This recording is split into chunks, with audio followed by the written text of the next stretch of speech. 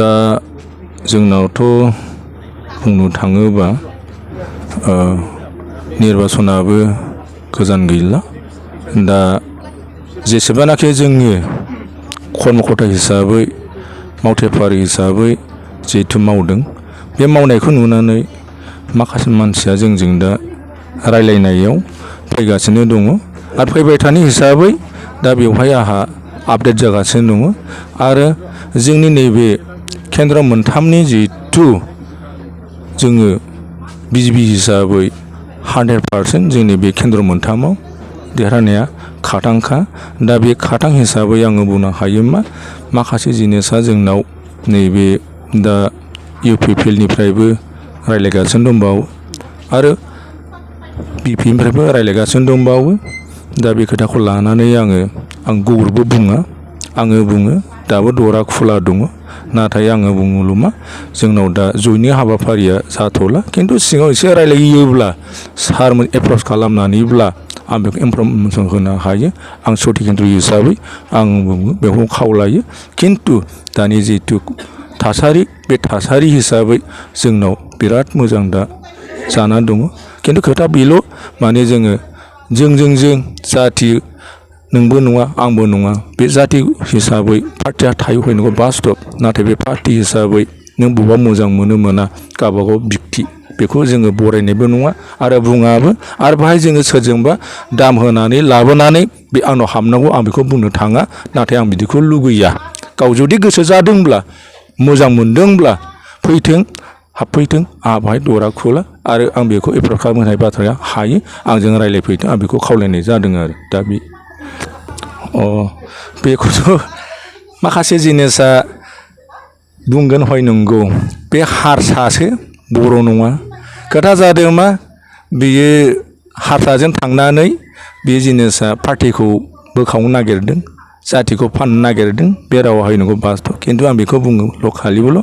बुंगोन होनगोन रायलायगोन नाथाय बे खोथा नङा असैथो राव बेफोर नाथाय बिदि बुजिदोंब्ला गाव बुंदों गाव थागोन खिन्थु फिथाइया सोर मोनजागोन बे फिथाइखौ उनाव मोनजाफिननाया बेसो जागोन रावा होननानै बुंदों नोंथाङा जुदि बुजिना जुदि मावदोंब्ला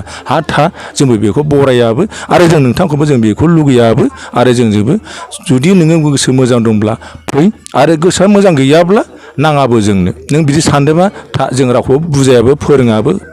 नाङाबो जोंनो बे खोथा बुंनानै आं दोनदों खिन्थु मोजां मोननाय माखासे मानसिफ्रा फैदों रायलायफैदों जगदान जादों आंजों मोजां मानसिया फैदों जगदान जादों हाबफैदोंबो दा आं बेखौ केलकुलेसन हिसाबै दा आंनाव केन्द्र मोनथाम सेन्टार हिसाबै मोनसे सेन्टार वाइज हिसाबै दा जोङो बेखौ लादों जोंना माखासे दा जयनिंखौ लानानै माखासे जोङो बेखौ दा डाटा बानायगासिनो दङ दा बेखौ आपडेटनाय हिसाबै एसे दा अब्लाबो जोंनाव बे जिनिसा थैनायखौ बाद दोननानैब्लाबो बेखौ डाटा कालेक्सन खालामनानै जों मोनदों जोंनाव 100% जोंनाव 100 जनानो बारा दङ जोंनाव दा बिजिपिआव मोनगोन केन्द्र मोनसेयाव जोंना बंस'आव मोनसे केन्द्रल' दे बे मोनसे केन्द्रआव जोंना 152 बिदि दा आंनि डाटा खालामनायाव ओमफ्राय आरो नैबे गेलागुरि मोनसे केन्द्र बिसिना ओरै बंसदरमा थाबाय गेलागुरि थाबाय दा बेवहायबो 100% जोंनानै देरहानानै दङ माने 100%खा ओमफ्राय ओरै गरामारि बेनिफ्राय आवलागुरि मोननैजों मोनसे केन्द्र बाहायबो देरहानायखा 100% सियर जोबखा जों बेखौ आङो पुलिं बे जोंना बुथनि प्रेसिडेन्ट सेक्रेटारि लानानै बे बुथनि केन्द्र मानसिखौ लानानै आं सावरायनानै बेसेबां मोनगोन मोना बेखौ डाटा खालामनानै आंना देरहाजोबनाय आंनि सेन्टार मोनथामाव आरो भट केन्द्र मोनथामाव माने आंनि लुगैनाया दा बेखौ बुंगोन आंनि जेसेबांनाखि कर्मकर्ता आरो जेसेबांनाखि जोंनि बे कर्मकर्ता हिसाबै जोङो जोंनि एलेखाखौ लानानै लाबोयो खारन आंनि बे जेसेबांनाखि समिति हिसाबै जोंनि मार्कआ मोजां मार्क जायोब्ला जाहाथे बियो इयुननिफ्राय माबा मोनसे डिपुटियाव थांनो मोननो हायो नामा आं बेखौ स्टाडि खालामगासिनो दङ जाहाथे बे डिपुटि सिम नङाबा डिपुटियाव थायोब्ला होमबा जोंनि